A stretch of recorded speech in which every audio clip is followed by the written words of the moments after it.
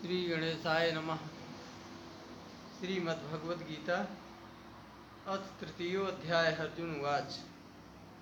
अर्जुन बोले, हे जनार्दन, यदि आपको कर्म की अपेक्षा ज्ञान श्रेष्ठ मान्य है तो फिर हे केशव मुझे भयंकर कर्म में क्यों लगाते हैं। आप मिले हुए से वचनों आप मिले हुए से वचनों से मेरी बुद्धि को मानो मोहित कर रहे हैं। इसलिए उस एक बात को निश्चित करके कहिए जिससे मैं कल्याण को प्राप्त हो जाऊं।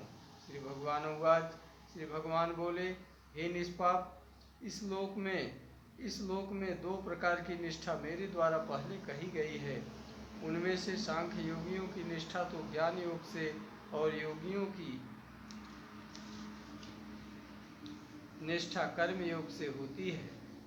मनुष्य न तो कर्मों का आरंभ किए बिना निष्कर्मता को यानी योग निष्ठा को प्राप्त होता है और न कर्मों के केवल त्याग मात्र से सिद्धि यानी सांख्य निष्ठा को ही प्राप्त होता है। निसंदेह कोई भी मनुष्य किसी भी काल में क्षण मात्र भी बिना कर्म किए नहीं रहता, क्योंकि सारा मनुष्य समुदाय प्रकृति जनित गुणों द्वारा परवश हुआ कर्म करने के लिए बाध्य किया जाता है। जो मूढ़ बुद्धि मनुष्य समस्त इंद्रियों को हठपूर्वक ऊपर से रोककर मन से उन इंद्रियों के विषयों का चिंतन करता रहता है, वह मिथ्याचारी अर्थात दंभी कहा जाता है।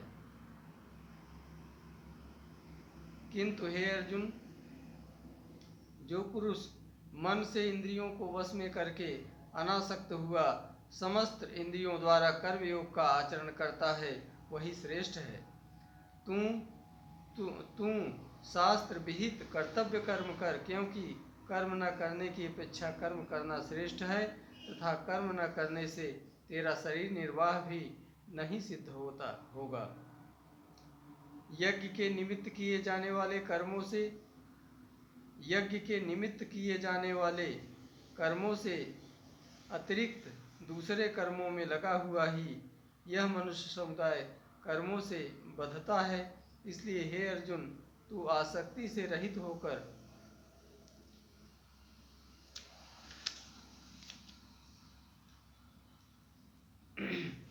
आत्मा में ही तृप्त तथा आत्मा में ही संतुष्ट हो, उसके लिए कोई कर्तव्य नहीं है। उस महापुरुष का इस विषय में न तो कर्म करने से कोई प्रयोजन रहता है और न कर्मों के न करने से ही कोई प्रयोजन रहता है, तथा संपूर्ण प्राणियों में भी इसका किंचिन मात्र भी स्वार्थ का संबंध नहीं रहता। इसलिए तू निरंतर आसक्ति से रहित होकर सदा कर्तव्य कर्म को भली भांति करता रह, क्योंकि आसक्ति से रहित होकर कर्म करता हुआ मनुष्य परमात्मा को प्राप्त हो जाता है। जनकादि ज्ञानी जन भी आसक्ति रहित कर्म द्वारा ही परम सिद्धि को प्राप्त हुए थे। इसलिए तथा लोक संग्रह को देखते हुए भी तुम कर्म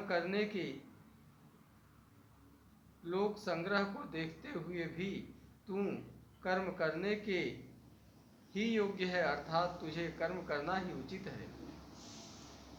श्रेष्ठ पुरुष जो आचरण करता है, अन्य पुरुष भी वैसा ही आचरण करते हैं। वह जो कुछ प्रमाण कर देता है, समस्त मनुष्य समुदाय उसी के अनुसार बरतने लग जाता है। हे अर्जुन, मुझे इन तीनों लोकों में न तो कुछ कर्तव्य है और न कोई भी प्राप्त करने योग्य वस्तु अप्राप्त है, तो भी मैं कर्म में ही बरतता हूँ। क्योंकि हे पार्थ, यदि कदाचित मैं सावधान होकर कर्मों में न बरतूं तो बड़ी हानि हो जाए, क्योंकि मनुष्य सब प्रकार से मेरे ही मार्ग का अनुसरण करते हैं। इसलिए यदि मैं कर्म न करूं तो ये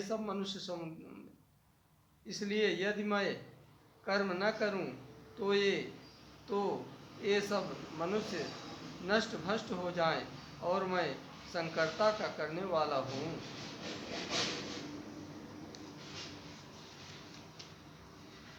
तथा इस समस्त प्रजा को नष्ट करने वाला बनूं। हे भारत, कर्म में आसक्त हुए अज्ञानी जन जिस प्रकार कर्म करते हैं, आसक्ति रहित विद्वान भी लोक संग्रह करना चाहता हुआ उसी प्रकार कर्म करे।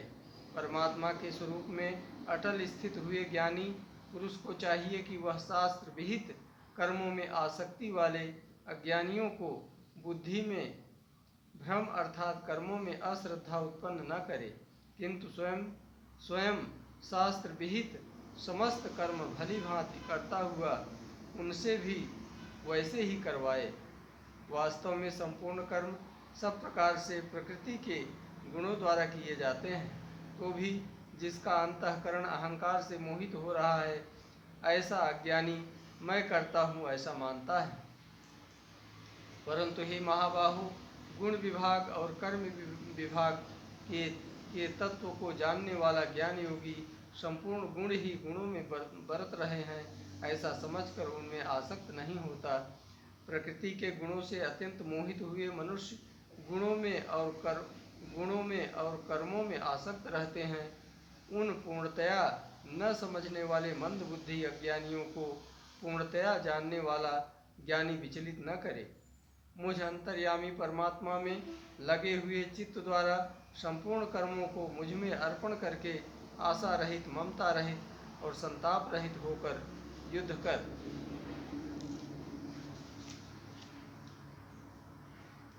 जो कोई मनुष्य दोष दृष्टि से रहित और श्रद्धा युक्त होकर मेरे इस मत का सदा अनुसरण करते हैं, वे भी संपूर्ण कर्मों से छूट जाते हैं। परंतु जो मनुष्य मुझ में दोषारोपण करते हुए मेरे इस मत के अनुसार नहीं चलते हैं, उन मूर्खों को तू संपूर्ण ज्ञानों में मोहित और नष्ट हुए ही समझ। सभी प्राणी प्रकृति को प्राप्त होते हैं, अर्थात अपने स्वभाव के परवश हुए कर्म करते हैं। ज्ञानवान भी अपनी प्रकृति के अनुसार चेष्टा करता है, फिर इसमें किसी का हठ क्या करेगा। इंद्रिय के अर्थ में अर्थात प्रत्येक इंद्रिय के विषय में राग और द्वेष छिपे हुए स्थित हैं। मनुष्य को उन दोनों के वश में नहीं होना चाहिए, क्योंकि वे दोनों ही इसके कल्याण मार्ग में विघ्न करने वाले महान शत्रु हैं। अच्छी प्रकार आचरण में लाए हुए दूसरे के धर्म से गुण रहित अपना धर्म अति उत्तम है। अपने धर्म में तो मरना भी कल्याणकारक है और दूसरे का धर्म भय को देने वाला है।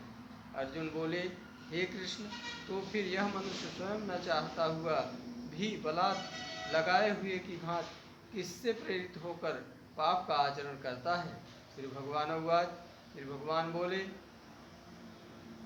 रजोगुण से उत्पन्न हुआ यह काम ही क्रोध है। यह बहुत खाने वाला अर्थात भोगों से कभी न अघाने वाला और बड़ा पापी है।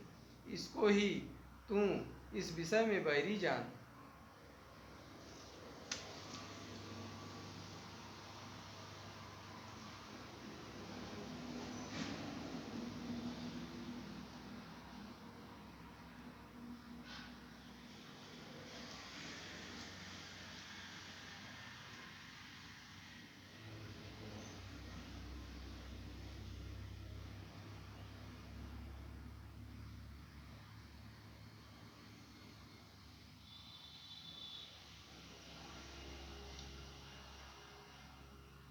जिस प्रकार धुएं से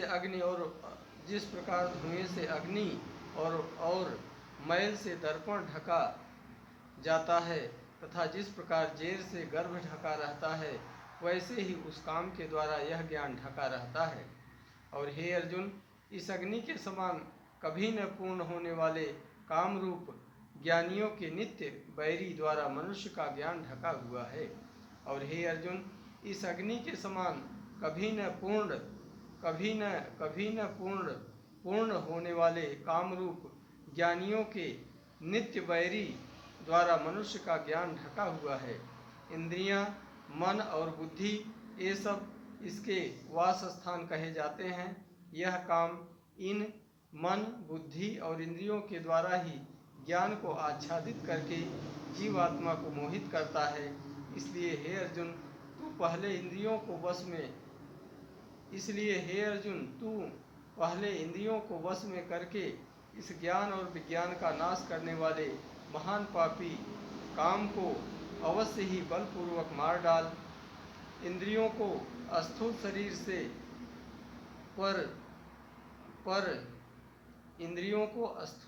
शरीर से पर यानी श्रेष्ठ, बलवान और सूक्ष्म कहते हैं। इन इंद्रियों से पर मन है। मन से भी पर बुद्धि है, और जो बुद्धि से भी अत्यंत पर है वह आत्मा है। इस प्रकार बुद्धि से पर अर्थात सूक्ष्म, बलवान और अत्यंत श्रेष्ठ आत्मा को जानकर और बुद्धि के द्वारा मन को वश में करके हे महाबाहो तू इस कामरूप दुर्जय शत्रु को मार डाल। ओम तत् सदिति श्रीमद्भगवद्गीता सुपनिषत्सु ब्रह्म विद्यायाम योग शास्त्रे श्री कृष्ण अर्जुन संवादे कर्म योगो नाम तृतीयोऽध्याय। प्रेम सुबली वृंदावन बिहारी लाल की जय। जपा कर